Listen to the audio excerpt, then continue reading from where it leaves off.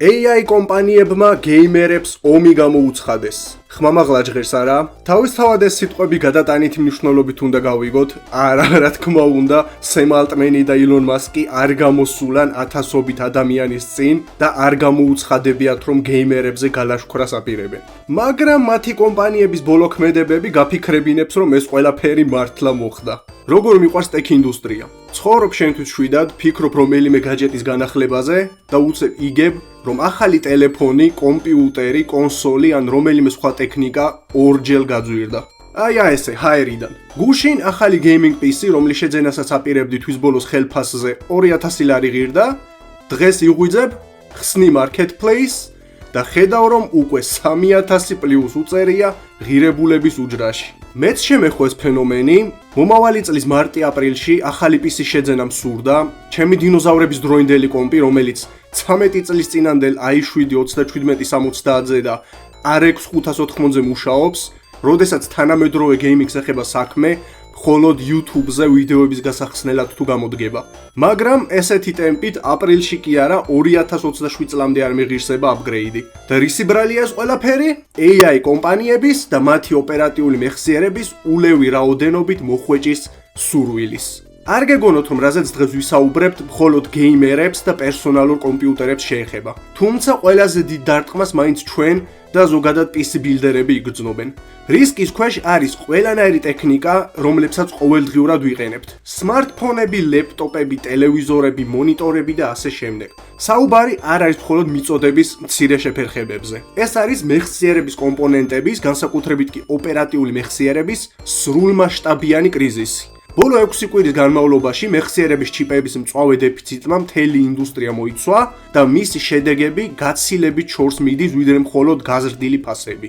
DRAM-ის და NAND-ის მწარმოებლები შეზღუდულ მარაგს ებრძვიან, მაშინ როდესაც ხელოვნურ ინტელექტში ინვესტიციების ზრდა შეუჩერებლად იზრდება.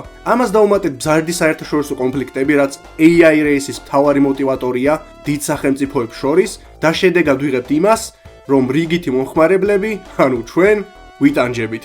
საქმე იმდენად ცუდად არის, რომ ბოლო 3 ათწლეულის განმავლობაში პირველად ხდება, რომ დეფიციტი ერთდროულად მეხსიერების 4-ვე ძირითად ტიპს შეეხო. რამ გამოიწვია ეს მოულოდნელი რყევა და რას უნდა ველოდეთ მომავალში? მოდით განვიხილოთ. მაგრამ სანამ ამას ვიზავ, გთხოვთ გამოიწეროთ არხი, დაალაიქოთ ვიდეო და დატოვოთ ნებისმიერი კომენტარი, რომელიც 5 ან მეტ სიტყვას შეიცავს. ამის გამო YouTube უკეთ გააპიარებს ვიდეოს და უფრო მეტი ადამიანი შეძლებს მის ნახვას. წინასწარ მადლობა. კარგი, ამ ქაოსში გასარკვევად აუცილებელია საფუძვლების ცოდნა. ელექტრონული მოწყობილობების უმეტესობა მეხსიერების ორ ძირითად ტექნოლოგიაზეა დამოკიდებული. DRAM და NAND, ან NAND როგორც გირჩევნიათ. NAND როგორც წესი გვხვდება მონაცემთა შესანახ მოწყობილობებში, როგორიცაა მაგალითად USB, მეხსიერების ბარათები და მყარი დისკები, ანუ SSD ან HDD, სადაც ის მონაცემთა გრძელვადიან შენახვაზეა პასუხისმგებელი. DRAM კი პირიქით უზრუნველყოფს დროებითი მეხსიერების საჭიროებებს. ის გამოიყენება ოპერატიული მეხსიერების პლატებში, ზოგიერთ SSD-ში, ვიდეო ბარათებში და ჩაშენებულია ცენტრალურ პროცესორებშიც. მიმდინარე დეფიციტი და ფასების ნახტომი სწორედ ამ ჩიპებს უკავშირდება, რომლებიც წლების განმავლობაში ტექნოლოგიების განუყოფელი ნაწილი იყო. მაშინ რატო შეიქმნა მათი სიმცირე ასე მოულოდნელად? ამაში დამნაშავე ხელოვნური ინტელექტის ზრდა არის. მონაცემების მიმართ ხელოვნური ინტელექტის სისტემები, როგორიცაა ChatGPT ან Gemini, ეყრდნობა დიდ ენობრივ მოდელებს, იგივე LLM-ებს, რომლებიც სწავლისა და ფუნქციონირებისთვის მონაცემთა გიგანტურ მასივებს ამუშავებენ. AI-ის მიმართ გლობალურმა ინტერესმა პიკს მიაღწია, რის გამოც კომპანიები ერთმანეთს ეჯიბრებიან უზარმაზარი მონაცემთა ცენტრების მშენებლობაში. ამ მოდელების გასაწვდნელად და ინოვაციურობაში ლიდერობის შესანარჩუნებლად. ეს ობიექტები სპეციალიზებულ აპარატურას საჭიროებს, რომლის ცენტრშიც მონაცემთა სწრაფი დამუშავებისთვის განკუთვნილი მაღალი წარმადობის DRAM-ი და NAND ჩიპები დგას. ეხლა საქმეში ერთვებიან ინვესტორები, რომლებიც ამ AI ბუმს უყურებენ და დორბლი მოზდით იმაზე ფიქრით, რამდენი ფულის გაკეთება შეუძლიათ და მილიარდობით დოლარებს დებენ ინდუსტრიაში. ყველა მილიარდელს და საინვესტიციო ფონდს სურს, რომ მომავალი დიდი AI ტექნოლოგიის მოწილე იყოს და რა თქმა უნდა, ერთ და ორ ინვესტორზე არ გვაქვს საუბარი. ასობით თუ არა ათასობით არიან და ყველა ერთი და იგივეს აკეთებს.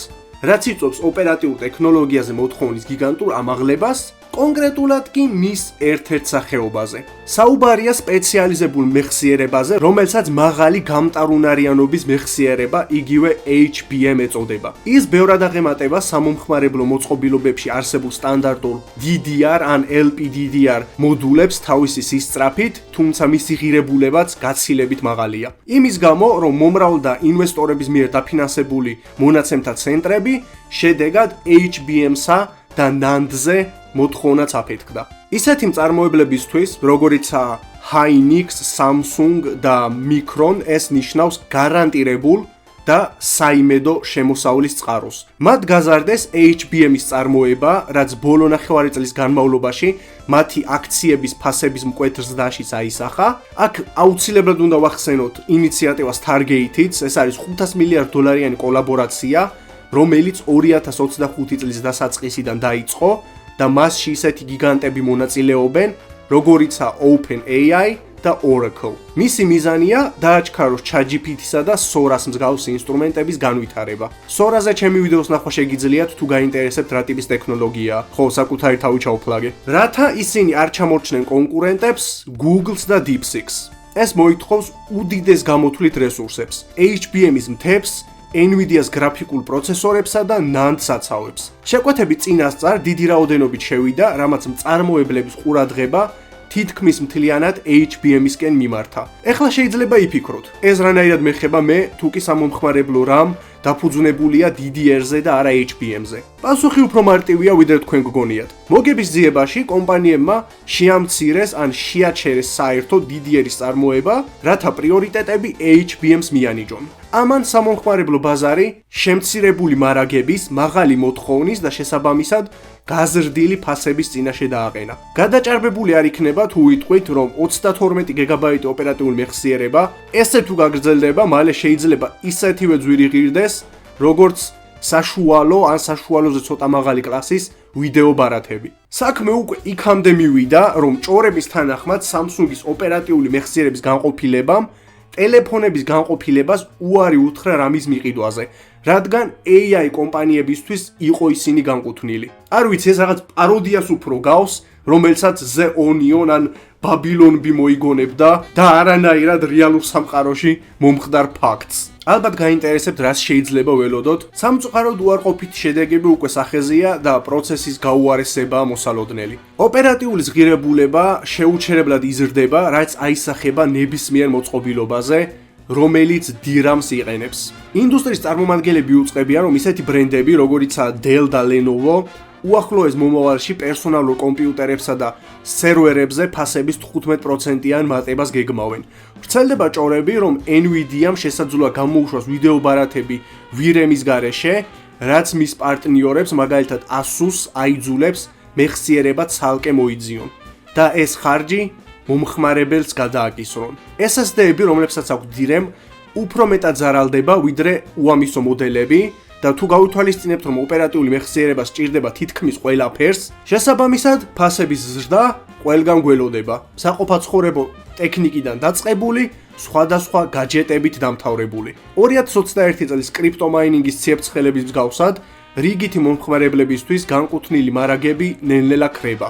ამის მაგალითია Micron-ი, რომელმაც შეწყვიტა თავისი სამომხმარებლო ხაზის, Crucial RAM-ისა და SSD-ების წარმოება და გადაწყვიტა ექსკლუზიურად AI მონაცემთა ცენტრებს მოემსახუროს. პრობლემებს ისიც გვმატებს, რომ ხელოვნური ინტელექტი მომავალში სახელმწიფოებს შორის მეტოქეობის მთავარი განსაზღვრელი იქნება, რაც მთელ მსოფლიოში დიდ ინვესტირებებს განაპირობებს. ვინაიდან ამ ყველაფრის ცენტრში ჩიპები დგას, დაძაბულობა განსაკუთრებით ამერიკასა და ჩინეთს შორის გამწვავდება. ჩინეთი იყენებს თავის იშვიათ მიწათა მინერალებს, ხოლო ASH ბლოკავს მოწინავე ტექნოლოგიური აღჭურვილების ექსპორტს. მოკლედ, რისი გაკეთება შეგვიძლია ჩვენ, მოკვდავებს? საქმე იმაშია, რომ არავინ იცის რა იქნება. ყველა სხვადასხვა პროგნოზები აქვს. ზოგი 6 თვეს ასახელებს, ზოგი კი 2027 წლამდე ან უფრო გვიან პერიოდს ვარაუდობს. სანამ კრიზისი დარეგულირდება და ოდნავ მაინც დაიწყება ფასების დაწევა. ზოგი კი საერთოდ 10 წლეულებიო იძახის. ერთი რამ ცხადია, ყველაფერი ძვირდება და არაპირებს შენელებას. თქვენი არ ვიცი, მაგრამ მე გადავწყვიტე, რომ მაქსიმალურად სწრაფად განვაახლო ტექნიკა სანამ ეს ჯერ კიდევ შესაძლებელია მეტნაკლებად ადეკვატურ ფასად. თქვენ რა გირჩიოთ, არ ვიცი. თქვენ ფულზე მე არ მინდა პასუხისგებელი ვიყო, რომ გითხრათ რომ გაიქეცით და სასტრაფოდ იყიდეთ ახალი კომპიუტერი თქო და ერთ თვეში უცე მოხდეს ფასების დარეგულირება, მე არ ვიქნები დამნაშაوي, მაგრამ ჩემი წვლილი იქნება მას შეტანილი. ამიტომაც მოიქეცთ ისე, როგორც სწორად თვლით. ოკეი? თქვენ რას ფიქრობთ, რამდენ ხანს გაგრძელდება ეს მდგომარეობა? უკვე იგრძენით მისი გავლენა. მაინტერესებს თქვენი პროგნოზების წაკითხვა და ის თუ აისახა ეს ახალი კრიზისი თქვენზე რაიმე ფორმით. მე კი ამით დაგემშვიდობებით, მოკლედ ყველაფერი გეიმერების ზურგზე როგორ უნდა გადაწყდეს, ნამდვილად ყველაზე ოფრესტ კლასი ვართ. თქვენ კი გთხოვთ რომ გამოეწევოთ არხი, დატოვოთ კომენტარი რომელიც შეიცავს 5 ან მეტ სიტყვას, დაალაიქოთ ვიდეო, რომ YouTube-მა უკეთ გააპიაროს ვიდეო და მეტმა ადამიანმა შეძლოს მისი ნახვა. მე კი მომავალ ვიდეოში შევხვდებით. ნახვამდის.